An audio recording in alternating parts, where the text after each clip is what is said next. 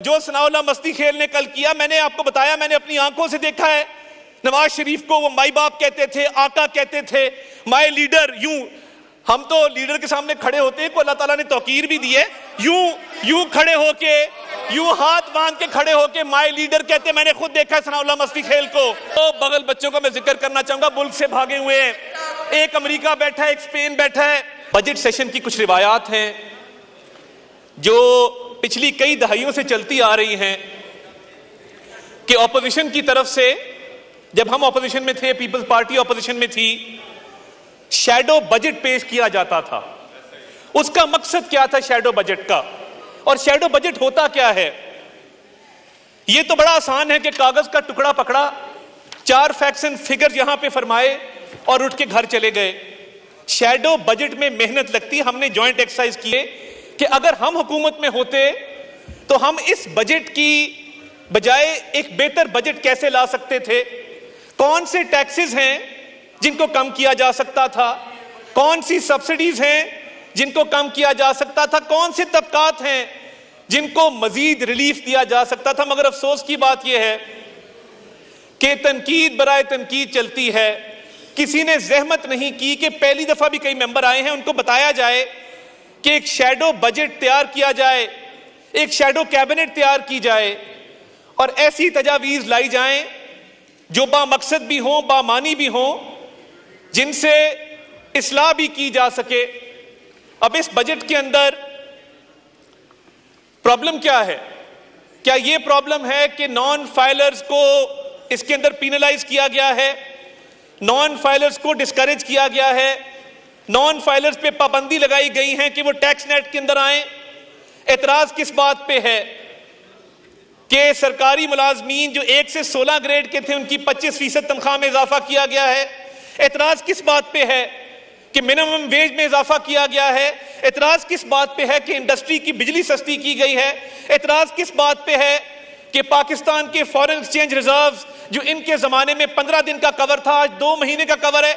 एतराज किस बात पे है कि स्टॉक एक्सचेंज नए रिकॉर्ड कायम कर रही है, 78,000 क्रॉस कर गई है? एतराज किस बात पे है? मैं पूछना चाहता हूं, ये 47 की आवाजें आएंगी, ये 804 की, 408 की, 420 की आवाजें आएंगी, बजट की कोई बात नहीं करेगा, कोई शैडो बजट पेश करने की जिसारत नहीं करेगा। और कल जो इस हाउस में हुआ, देखिए, बड़ी, हम कई दहाइयों से हमारे बुजुर्ग भी इस हाउस के मेंबर रहे हैं, बहुत सारे लोग हैं जिनके साथ हमारा खुशी गमी का ताल्लुक आज भी कायम है। नजीर जट साहब की बेटी बैठी हैं, लाली साहब बैठे हैं, चट्टा साहब के साहबजादे यहाँ तशरीफ रखते हैं, एम हमजा साहब के बेटे बैठे हैं। कल जो हुआ, जो फाजिल मेंबर यहाँ खड़े हुए हमारी पार्टी में रहे हैं, अपनी इन आंखों से, अपने इन कानों से नवाज शरीफ साहब को आका कहते देखा है, भाई बाप कहते देखा है। आप कॉन्ट्रडिक्ट कर दें। मस्ती खेल साहब 5 साल हमारे एमपीए थे, ये ना करें। देखिए, वो जालिब ने कहा था ना कि जब हम खुशामद करने पे आते हैं सियासी लीडरों की तो जमीन आसमान के कलाबे में लाते हैं। तू खुदा का नूर है, अकल है, शऊर है, कौम तेरे साथ है, तेरे ही वजूद से मुल्क की निजात है, तू है मेहर सुबह नौ, तेरे बाद रात है, बोलते जो चंद हैं सब ये शरपसंद हैं। यानी ये जब इस तरफ बैठे थे तब भी हम हाथ जोड़ के समझाते थे। मैंने तो तब कहा था कि तैनू जुल्म तो डकना नहीं, बस इन्नी गल समझानी है, वेले दी है वाग वैरिया साडे हाथ भी आनी है, असी ते पागल दीवाने आ, तू साडे नाल ना वैर वधा, असी ते जान तली ते रखी, तू नस नस जान बचानी है। और देखिए, भागना बड़ा आसान था। जब मरियम नवाज शरीफ साहिबा को वालिद के सामने गिरफ्तार किया, निकल सकते थे। जब फरियाल तालपुर साहिबा के अस्पताल में रेड पड़ा, निकल सकती थी। ये जो नस नस जान बचानी, इसकी मुझे तब समझ आई जब फवाद चौधरी साहब ऐसा भागे कि रुकने का नाम ना लिया। मैं, देखिए, कल इस मुल्क का एक तारीखी दिन था। मैं माइनॉरिटीज पे बात करना चाहता हूं। मैं 70,000 क्रिश्चियन वोटर्स को रिप्रेजेंट करता हूं। मेरे हल्के के जोसेफ कॉलोनी, मरियम कॉलोनी, मेरे हल्के में बहार कॉलोनी, जहां पे 70,000 क्रिश्चियन वोटर्स रहते हैं, जो एक यहां पे सड़कों के ऊपर इंसाफ करने का एक ट्रेंड बन चुका है, इसको खत्म करना होगा। आज एक रेजोल्यूशन आया, क्या ही अच्छा होता कि इस मुल्क की माइनॉरिटीज की प्रोटेक्शन के लिए आप हमारे साथ खड़े होते, उस रेजोल्यूशन को सपोर्ट करते कि एक ड्यू प्रोसेस ऑफ लॉ है, मेरे बुजुर्गों ने 1953 की खत्म नबूवत सल्लल्लाहु अलैहि वसल्लम की तहरीक में हिस्सा लिया, हम उस चीज के भी अमीन हैं।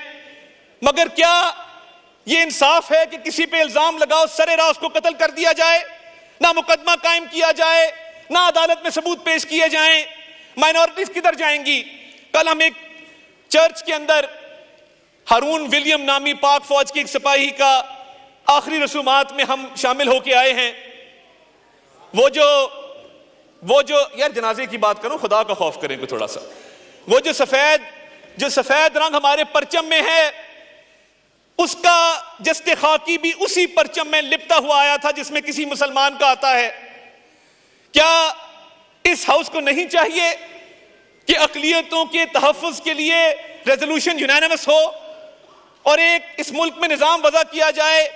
वो श्रीलंकन फैक्ट्री मैनेजर आज भी हमें याद है कि जिसको सिर्फ उस फैक्ट्री के चंद वर्कर्स ने, क्योंकि वो उसके तर्ज अमल से तंग थे, वो डिसिप्लिन को इंपोज करता था, उसको उन्होंने कत्ल कर दिया मजहब के नाम पर। उसका क्या कसूर था? और पाकिस्तान का बैनुल अक़वामी सतह पे क्या इमेज गया? आपको हमारे साथ खड़ा होना चाहिए था। और ये जो दहशतगर्दी की लहर है, कल अज़्म इस्तेहकाम की मंजूरी हुई, काबीना में भी आएगा, इस हाउस में भी आएगा, मगर इसकी जरूरत क्यों पड़ी? शेम लगाएं, क्योंकि ये वो लोग हैं जो तालिबान को वापस लेके आए, सवात में बसाया। केपीके के साउथ के डिस्ट्रिक्ट आज जाने के काबिल नहीं है, नो गो एरियाज हैं। सुबह किसी और की हुकूमत होती है, शाम को किसी और की हुकूमत होती है। जाके देखे केपीके के अंदर, आपका तो अपना वो सूबा है। इन तालिबान को कौन वापस लेके आया था और क्या कह के वापस लेके आया था? गुड तालिबान की, बैड तालिबान की बहस इस मुल्क में किसने शुरू की थी? बताया जाए। हमने 2014 में नेशनल एक्शन प्लान आया, हमने उस पर अमल दरामद के लिए लाउड स्पीकर के हवाले से, वॉल चौकिंग के हवाले से, हेट स्पीच के हवाले से अपना किरदार अदा किया। मगर फिर एक हुकूमत आई जिसने बताया कि तफरीक है, एक गुड तालिबान है, एक बैड तालिबान है। मगर जब किसी पाकिस्तानी फौजी के, सिपाही के, पुलिस वाले के, रेंजर्स के, सिविलियन के सीने पे गोली लगती है, तो वो गोली पे ये नहीं लिखा होता कि ये गुड तालिबान की गोली है या बैड तालिबान की गोली है। जब ये मैयतें घर में आती हैं तो जो कोहराम मचता है उसका अंदाजा नहीं लगाया जा सकता। जनाब स्पीकर, कुछ फैसला तो हो किधर जाना चाहिए, कुछ फैसला तो हो किधर जाना चाहिए। पानी को तो अब सर से गुजर जाना चाहिए। हर बार एड़ियों पर गिरा है मेरा लहू, मक्तल में अब बतर्ज़े दिगर जाना चाहिए। वो चल सकेंगे क्या जिनका फकत मसला ये है कि जाने से पहले रख्ते सफर जाना चाहिए? वो चल सकेंगे क्या जिनका फकत मसला यह है कि जाने से पहले रख्ते सफर जाना चाहिए? और तोहमत लगा के माँ पे जो दुश्मन से दाद ले, ऐसे सुखन फरोश को मर जाना चाहिए। जनाब स्पीकर, ये ना शैडो बजट पेश किया गया। मैं आज भी मुल्तमिस हूं, बड़े बड़े तजर्बेकार लोग बैठे, अली मोहम्मद खान साहब बैठते हैं, इस रिवायात को जानते हैं इस हाउस की। आज भी शैडो बजट लेके आए, आज भी हमारी इस्लाह करें, हम बैठने को तैयार हैं, हम बात करने को तैयार हैं। आपकी अच्छी तजावीज होंगी, इस फ्रेमवर्क के अंदर रहते हुए इस बजट को इंप्रूव करने को तैयार हैं। मगर आप ना बजट पे बात करते हैं। और देखें, जो सनाउल्लाह मस्ती खेल ने कल किया, मैंने आपको बताया, मैंने अपनी आंखों से देखा है। नवाज शरीफ को वो माई बाप कहते थे, आका कहते थे, माई लीडर। हम तो लीडर के सामने खड़े होते हैं को अल्लाह ताला ने तौकीर भी दी है। यूं खड़े होके, यूं हाथ बांध के खड़े होके माई लीडर कहते, मैंने खुद देखा है सनाउल्लाह मस्ती खेल को। और दो लोग, ये तो बड़े, इनमें फिर भी बड़े हिम्मत हौसले वाले लोग बैठे हैं, इसमें फिर भी बड़े हिम्मत हौसले वाले लोग बैठे हैं। दो बगल बच्चों का मैं जिक्र करना चाहूंगा, मुल्क से भागे हुए हैं। एक अमेरिका बैठा है, एक स्पेन बैठा है, इसी हाउस में बतौर एडवाइजर बैठते थे। मैं तब कहता था कि इन्होंने भागना है, आप लोग इधर ही बैठे होंगे, ये भाग जाएंगे। वो तब भी अपने लीडर की शान में जमीन आसमान के कलाबे मिलाते थे। मेरी गुजारिश ये है कि इस हाउस की रिवायात को इतना मैला ना किया जाए, क्योंकि इधर बैठने के दो क्राइटेरियाज हैं। एक तो जबान की गलाजत में कसरत हो, और दूसरा झूठ बोलना आता हो और बार बार आता हो। इसके अलावा तीसरा क्राइटेरिया नहीं है। तो मैं बड़े अदब से मैं आपसे गुजारिश ये करूंगा कि ये जो दहशतगर्दी की जंग है इसमें हमें मुत्तहिद होना है। वो इस साइड पे बैठे हों, इस साइड पे बैठे हों, अज़्म इस्तेहकाम के हवाले से हमें इस मुल्क को सिक्योर बनाना है। और देखिए, चाइनीज डेलीगेशन यहां पे आया, उसके आने से पहले जो प्रोपेगेंडा यहां पे किया गया, खुदारा आप मेरे पे तनकीद करें, मेरी सियासी क़यादत पे करें, मेरी सियासी पार्टी पे करें। जब पाकिस्तान का कोई दोस्त मुल्क पाकिस्तान से तिजारत बढ़ाना चाहता है, पाकिस्तान के साथ वो पाकिस्तान में सरमायाकारी करना चाहता है, वो आपके भी उतना ही फायदे में जितना हमारे फायदे में। अभी निसार अहमद जट साहब यहाँ पे बात कर रहे थे, हमारे पुराने दोस्त हैं, तो अस्पतालों की जिक्र कर रहे थे। काश आपकी पंजाब हुकूमत ने पंजाब किडनी लिवर इंस्टीट्यूट बंद ना किया होता।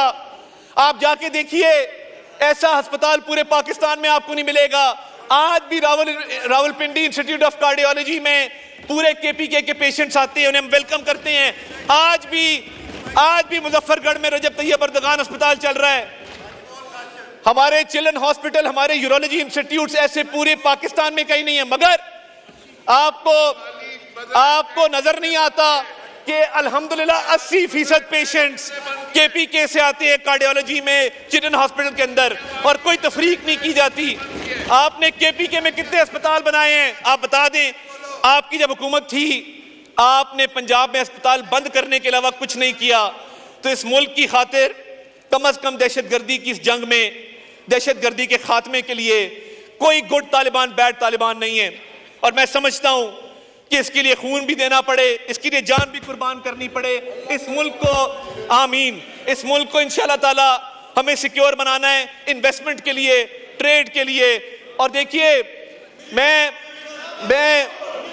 ये तालिबान के हक में नारे लग रहे हैं, इसी हाउस में से लग रहे हैं, और लगाओ। ये तालिबान के हक में इस हाउस में पहली बार नारे लगे हैं कि ये नहीं चाहते कि तालिबान के खिलाफ इस मुल्क में ऑपरेशन हो। और अज़्म इस्तेहकाम एक पूरी कैंपेन का नाम है। तो मैं जनाब डिप्टी स्पीकर, यही मेरे नकात थे। मैं चाहता था कि इनको भी थोड़ा सा आगाही दी जाए कि जिन चीज़ों के ऊपर हम मिल बैठ सकते हैं, दहशतगर्दी की जंग हो, शैडो बजट के हवाले से हो, तो काइंडली यहाँ से गालम गलोच ना करें, यहाँ से सिर्फ अपने लीडर की खुशामद ना करें, कोई ऐसी तजावीज़ लेके आए जिस पे हम अमल दरामद कर सके। मैं बड़ा शुक्रगुजार हूँ, आपने मौका दिया।